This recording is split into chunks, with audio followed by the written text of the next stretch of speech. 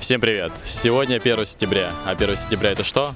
Правильно, праздник. Праздник День знаний. И сегодня на центральной площади Башкирского государственного университета пройдет торжественная линейка в честь этого праздника. Смотрим.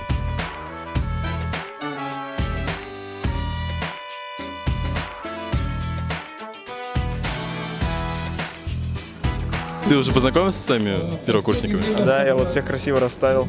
Все такие веселые, энергичные, интересные. Насчет гимна, вот тебе понравился гимн, ты добавишь аудиозапись в ВК себе? Если есть, конечно, добавлю. А ремикс будешь делать?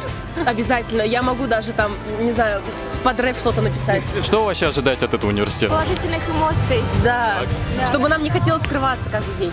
Чтобы хотелось ходить на пары и просыпаться с утра.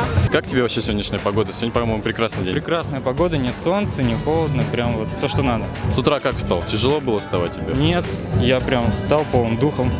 Учиться. Как тебе вообще сегодняшний день, сегодняшняя линейка, вообще первый день учебы?